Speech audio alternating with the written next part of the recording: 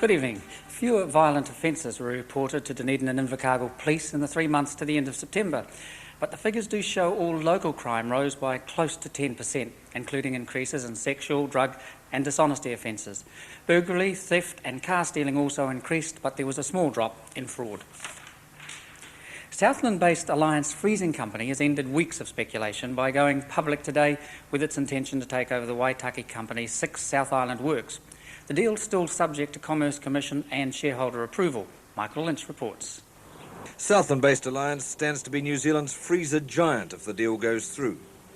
From Matara and Makarewa to the Stoke Works in Nelson, it's aiming to take over 6 southern works from the financially ailing Waitaki, which has already quit its North Island works.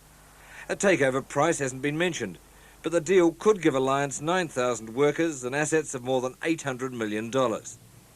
At this stage, Alliance is staying mum about possible works closures, although it's thought the only plants at risk might be in Canterbury. I repeat that we do not see a wholesale closure strategy arising in time out of the transaction itself. Waitaki came out today as a willing seller and has advised its shareholders to hold off selling shares until the formal bid's received. The other player in the decade-long freezing works control struggle, Otago-based PPCS, hasn't yet shown its hand. A new era in local government began in Dunedin at the weekend with the swearing-in of the city's new mayor and councillors. As John McDermott reports, the ceremony marked the final stage of what has been a very smooth transition from the old Dunedin to the new enlarged city. Maybe it's the confidence that comes with being the country's biggest city, but whatever, the new administration's high-profile approach to the job was again very much in evidence. The vintage procession's arrival in the Octagon was also a chance for some mayoral nostalgia. How often do you have to do this? Mind you, when I learned to drive the car, I still had a crank handle. Still had them for emergency use. There was an opportunity for a quick cuppa and a chat before the gathering headed into the refurbished council chambers for the council's inaugural meeting. I, Richard Francis Walls, declare that I will faithfully and impartially, and according to the best of my skill and judgment, execute and perform in the best interests of the Dunedin City Council the powers, authorities and duties vested in or imposed upon me as Mayor of the Dunedin City Council. With Mrs Walls on hand to lend support and the chain of office safely in place, the new mayor spoke about the character of the city he now heads. We have diversity in the new city's character, diversity in its economic activity, diversity in the day-to-day interests of our nearly 115,000 people. New councillors having taken their oath, it was time to elect a deputy mayor. In nominating Councillor John Bizet, the mayor cited his council experience, his ties with Green Island and the ability of the pair to work together. We've got 3 years of hard work ahead of us and I look forward to working with you all. Thank you very much. The formal work of the new council will begin this week. And now to the Maverick Main Street Dunedin store that's been refusing to pay its share of the city's new brick paving. Last week that was made rather obvious when contractors left a small area of asphalt at the shop entrance. But now Maxim's fuller figure fashion store blends in with the rest of the area, despite the shop not paying. The holder of the head lease for the building the shop occupies decided to contribute the $700 share of the cost.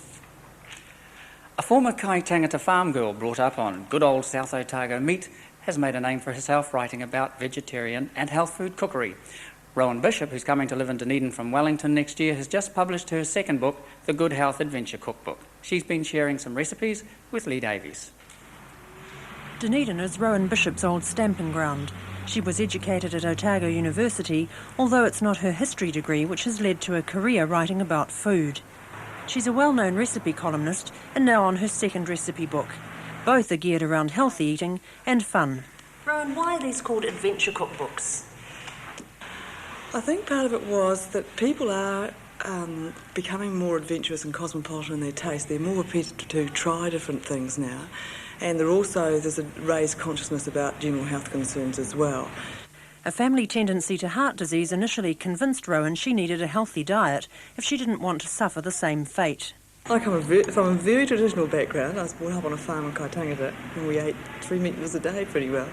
So my interest in experimenting with food and with ideas from different cuisines came from travelling in my early 20s. And I've tried to address sort of general health concerns, particularly the consumption of a high amount of saturated fat.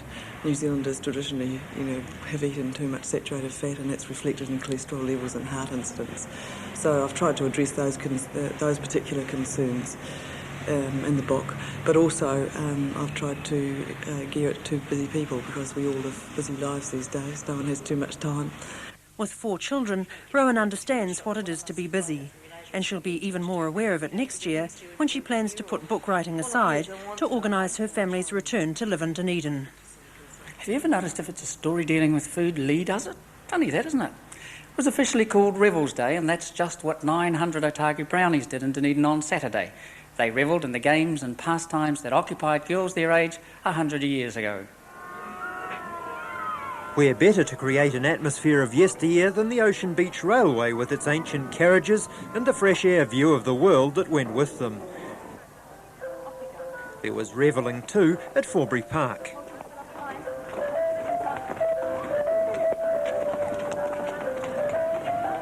It was the first time Otago Brownies have joined for Revels in 15 years, and they weren't about to let a fierce westerly spoil the day.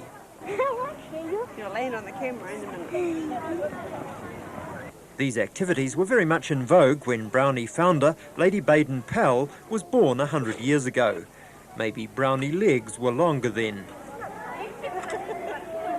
The colourful modern uniforms contrasted with the more austere versions of the past, but there was plenty of evidence that yesterday's toys still hold appeal. All in all, a Brownie day out of the bag. Well, you know what I mean. We know what you mean, John. A celebration near Queenstown at the weekend marked the first anniversary of what many of us probably still think of as a very strange operation. It's a year now since people first began jumping off the Kawerau Bridge on the end of an elastic band. To celebrate, AJ Hackett Bungy recorded the 20,000th jumper and saw the redevelopment of the Kawerau Bridge site officially opened. It's now a thriving tourist attraction, but not even that was enough to persuade Tourism Minister Fran Wild to take the plunge. Not that she was too scared. The bungee jump that worried me was the fact that I had to be weighed beforehand, and what's more, apparently that weight was going to be recorded, and I didn't think that was at all fair, so I've said no to bungee jumping until I can get it down to something respectable. Not that there were, but there were plenty of others willing to do the honours. And of course it's the fact that they weigh them means it's the reason I haven't done it yet.